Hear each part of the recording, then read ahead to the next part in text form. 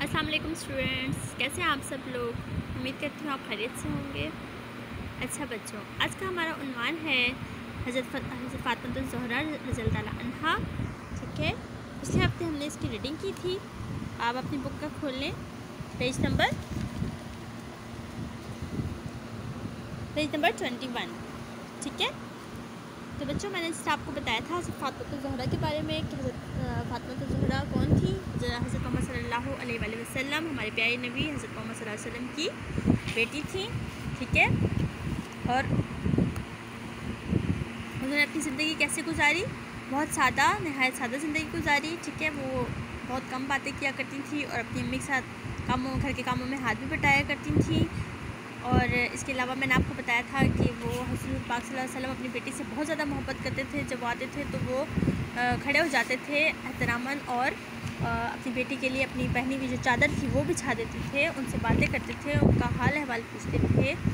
और आपको पता है कि जो हज़रत इमाम हसन और इमाम हुसैन रज़ी अल्लाह अन्हा जो थे वो हज़रत बीबी फ़ातिमा रज़ी अल्लाह अन्हा के बेटे थे और उनकी बेटियों के नाम थे हज़रत बीबी ज़ैनब रज़ी अल्लाह अन्हा और हज़रत बीबी कलसूम रज़ी अल्लाह अन्हा।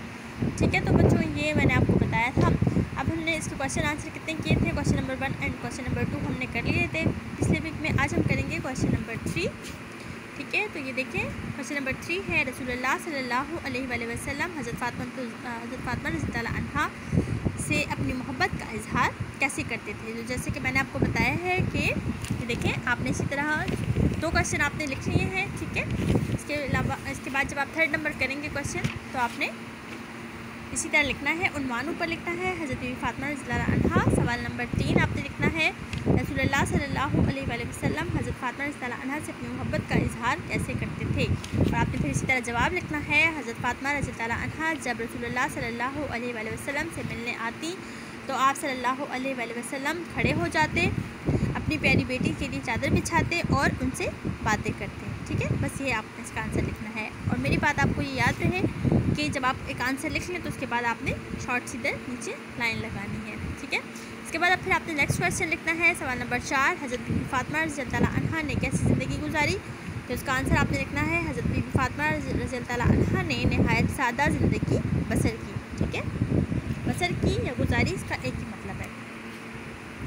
सवाल नंबर 5 देखें, सवाल नंबर 5 आपने लिखना है, हज़रत बीबी फ़ातिमा रज़ियल्लाहु अन्हा के बच्चों के नाम बताएं। ठीक है, तो मैंने आपको बताया है हज़रत बीबी फ़ातिमा रज़ियल्लाहु अन्हा के बच्चों के नाम कौन कौन से थे। ठीक है, आपने सिर्फ जस्ट नाम लिखने हैं। ठीक है, नाम लिखने हैं आपने, हज़रत इमाम हुसैन रज़ियल्लाहु अन्हा, हज़रत इमाम हसन रज़ियल्लाहु अन्हा, हज़रत बीबी ज़ैनब रज़ियल्लाहु अन्हा और हज़रत बीबी कलसूम रज़ियल्लाहु अन्हा। यानी हज़रत इमाम हुसैन और हज़रत इमाम हसन रज़ियल्लाहु अन्हा जो थे वो हज़रत बीबी फ़ातिमा रज़ियल्लाहु अन्हा के बेटे थे और हज़रत बीबी ज़ैनब रज़ियल्लाहु अन्हा और हज़रत बीबी कलसूम रज़ियल्लाहु अन्हा उनकी बेटियां थीं। ठीक है, यानी उनके 4 बच्चे थे।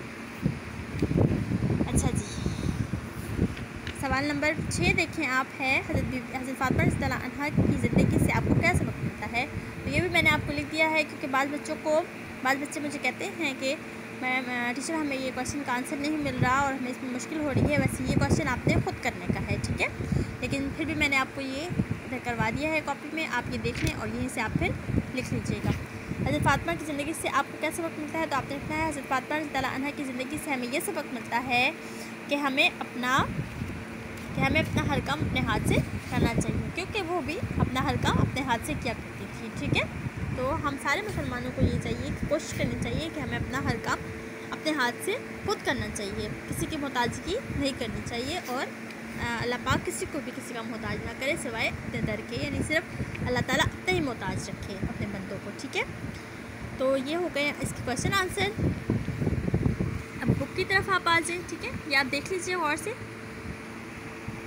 फिर भी इसके अलावा भी अगर आपको समझ ना आए क्वेश्चंस के आंसर की तो आप मुझसे जूम क्लास जब मैं आपकी लेती हूँ तो आप मुझसे पूछ सकते हैं, फिर भी मैं आपको बता दूँगी। ठीक है, वैसे आपकी बुक में भी इसके आंसर होते हैं, लेकिन मैंने आपको मतलब लफ्ज़ को तरीके से, हर लफ्ज़ को तरीके से लिख कर आपको इनके आंसर जो हैं वो लिखवाए हैं। ठीक है, ताकि आप आसानी से ये क्वेश्चन जो हैं इनके आंसर जो हैं वो याद कर सकें। ठीक है, ये आपके क्वेश्चंस हो गए। ठीक है, ये आपने करने हैं। एक क्वेश्चन यहाँ पे लिखा है मैंने, देखिए,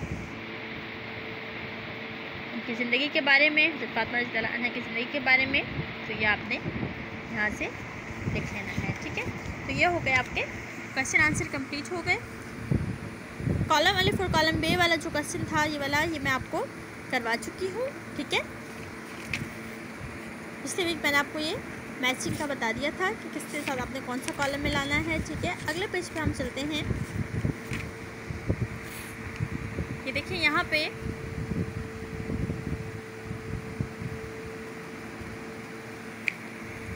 ये पेज नंबर है 22। ठीक है, पेज नंबर 22 पे आप देखें, ये देखिए क्वेश्चन नंबर 3 है कि जुमले बनाएं। अब आपने जुमले बनाने हैं। जब आपने वो आंसर सारे लिख लेने हैं, तमाम आंसर्स कंप्लीट कर लेंगे। ठीक है, एक्सरसाइज के पहले आपने अल्फाज बनी लिखने हैं। ये मैं बार बार आपको बताती हूँ कि आपने सीक्वेंस से काम करना है, हर काम को आपने तरीके से करना है। सबसे पहले आपने क्या लिखना है, उन्वान लिखना है। जो भी आप चैप्टर कर रहे हैं या नज़म कर रहे हैं, आपने सबसे पहले उसका उन्वान लिखना होता है। ठीक है, उसके बाद आपने उसके अल्फाज मायने लिखने होते हैं चैप्टर के। ठीक है, अल्फाज मायने लिखने के बाद आपने सवाल जवाब करने होते हैं। ठीक है, जो आपको मश्क में दिए होते हैं, जितने भी क्वेश्चन आपको दिए होते हैं वो आपने उसमें करने हैं। उसके बाद जब आप सवाल जवाब करने, उसके बाद अगर मश्क में जुमले हैं या मैं आपको दूँ तब आपने उसमें जुमले भी अपनी नोटबुक में ही बनाने होते हैं, यानी अपनी कॉपी में ही बनाने होते हैं। और बाकी जो ये क्वेश्चन खाली जगह पुर हैं या मैच द कॉलम हैं, ये आपने अपनी कॉपी में नहीं लिखने बल्कि आपने बुक में ही फिल करने होते हैं। ठीक है, ये आपने कॉपी में नहीं करने। ठीक है, क्योंकि मैं आपको बता रही थी। देखिए जुमले बनाएं। तो पहला है आपका हाल अहवाल। हाल अहवाल का क्या मतलब है, मैं आपको बताया था, यानी हालत के आपका क्या हाल है, तबीयत मिजाज कैसे है। ठीक है, तो आपने इसका हाल अहवाल का जुमला बनाना है। ठीक है, नंबर 2 पे है कामकाज। ठीक है, कामकाज आपके समझ में आ रहा है ना। कामकाज यानी जो रोज़मर्रा रूटीन के जितने भी काम हैं उन्हें हम कहते हैं कामकाज। ठीक है, जैसे सफाई है, बर्तन है, कपड़े धोना है, ये सारी चीज़ें क्या होती हैं, ये कामकाज में आ जाती हैं। ठीक है, अगला है पीसते पीसते। पीसते पीसते यानी पीसते कोई भी चीज़ पीसना। ठीक है, जैसे अब आटा पीसते हैं। ठीक है, गंदम जैसे पीसते हैं।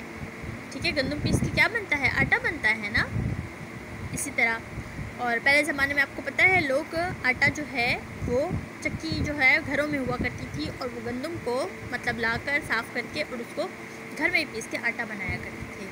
कितना मेहनत और मुशक्क़त का काम किया करते थे। यानी आजकल तो क्या है कि मशीनें आ गई हैं बड़ी बड़ी। ठीक है, लोगों के लिए आसानियाँ हो गई हैं। लोग गंदम मतलब ख़रीद कर बाज़ार से और पिसवा लेते हैं, यानी आटा मशीनों में ले जाकर और मशीनों में पिसवा लेते हैं इजीली, कोई मुश्किल नहीं होती। ठीक है, तो ये मतलब पीसते पीसते का मतलब ये है कि कोई भी चीज़ पीसना। ठीक है, पहले ज़माने में लोग घरों में ख़ुद चक्की ला के मतलब उनके पास चक्की हुआ करती थी, हर घर में चक्की होती थी और वो आटा जो है वो पीसा करते थे। कई दिन यानी बहुत दिन, मतलब काफ़ी दिन, कई दिन जो गुजर जाए मतलब काफ़ी दिन। ठीक है, कई दिन। ये 4 आपको अल्फाज दिए हुए और इनके आपने जुमले बनाने हैं। ठीक है, फिर ये है देखिए इमला, यानी ये इमला के जो अल्फाज दिए हुए हैं इसकी आपने इमला करनी है। या आप रफ़ कॉपी पे करेंगे इमला, आपने नीट कॉपी पे नहीं करनी। ठीक है, वो जब आपके स्कूल खुलेंगे तो फिर मैं इंशाल्लाह आपसे डिक्टेशन लिया करूँगी, इमला लिया करूँगी उर्दू में। ठीक है, लेकिन अभी आप फ़िलहाल आपने इसको घर में ही प्रैक्टिस करनी है और रफ़ कॉपी पे आपने इसको लिखना है। अपनी मम्मा से कह दें या अपने किसी बड़े बहन भाई से कह दें कि आप पहले इन लफ्ज़ों को लिखना सीख लें, पढ़ना सीख लें और उसके बाद वो आपको जब बोलेंगे तो ज़बानी आपने ये फिर लफ्ज़ लिखने हैं। अब ये लफ्ज़ किस तरह हैं, जैसे कि है वालिदैन। ठीक है, माँ बाप, वालिदैन, बेटी। ठीक है, मोहब्बत। ठीक है, चक्की, वही चक्की जिसका मैंने अभी आपको जिक्र किया है कि पहले ज़माने में हर घर में चक्की हुआ करती थी और लोग घरों में आटा खुद ही पीसा करते थे।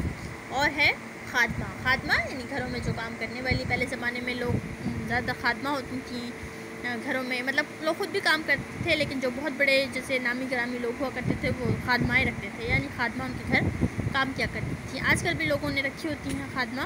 ठीक है, तो ये आपके ये 5 लफ्ज़ हैं जिनकी आपने इमला करनी है रफ कॉपी पे। ठीक है, नीट कॉपी पे नहीं करनी। और बाकी जो मैंने आपको बताया है ये जो क्वेश्चंस हैं, यानी क्वेश्चन नंबर 3 से आपने स्टार्ट करना है। 1, 2 तो आपने कर लिए हैं ना। ठीक है, जिन बच्चों ने नहीं किए तो वो क्वेश्चन नंबर 1, 2 भी करेंगे। सही है, क्वेश्चन नंबर 1 2 सबसे पहले वो ये अल्फाज मायने करेंगे। ठीक है, इस पेज पे देखें, फर्स्ट पेज पे ये देखें जहाँ मैं आपको बताती हूँ ना नए अल्फाज लिखा हुआ होता है, ये आपके अल्फाज मायने हैं। ठीक है, यहाँ से आपने एक लाइन लगानी है सेंटर में, एक साइड पे लिखना है अल्फाज, दूसरी साइड पे लिखना है मायने। ठीक है, और फिर आगे वाले ऊपर जो लिखे हैं वे आप साइड पे अल्फाज लिख के और यहाँ पे उसके आगे उसके मायने लिखने होते हैं। ठीक है, ये आपने करके उसके बाद फिर आपने क्वेश्चंस पे आ जाना है, सवाल जवाब पर आ जाना है, और सवाल जवाब फिर आपने करने हैं। क्वेश्चन नंबर 1 करना है, क्वेश्चन नंबर 2 करना है, फिर क्वेश्चन नंबर 3 जो मैंने आज आपको बताया कि रसूलुल्लाह सल्लल्लाहु अलैहि वसल्लम हज़रत फातिमा रज़ियल्लाहु अन्हा से अपनी मोहब्बत का इजहार कैसे करते थे। क्वेश्चन नंबर 4 है हज़रत बीबी फातिमा रज़ियल्लाहु अन्हा ने कैसी ज़िंदगी गुजारी। ठीक है, क्वेश्चन नंबर 5 है हज़रत बीबी फातिमा रज़ियल्लाहु अन्हा के बच्चों के नाम बताएं। ठीक है, तो वो भी मैंने आपको बता दिए हैं, हज़रत फातिमा रज़ियल्लाहु अन्हा के बच्चों के नाम आपने लिखने हैं। ठीक है, और नंबर 6 पे है हज़रत बीबी फातिमा रज़ियल्लाहु अन्हा की ज़िंदगी से आपको क्या सबक मिलता है। ठीक है, ये आपने करना है। ये सारे क्वेश्चंस मैंने आपको करवा दिए जो कि आपने अपनी कॉपी में करने हैं। इसके बाद आपने जो कॉलम अलिफ और कॉलम बे अपनी नोटबुक में आपने नहीं करना बल्कि आपने किताब पे ही फिल कर लिया होगा। पिछले वीक आपको मैंने करवाया था।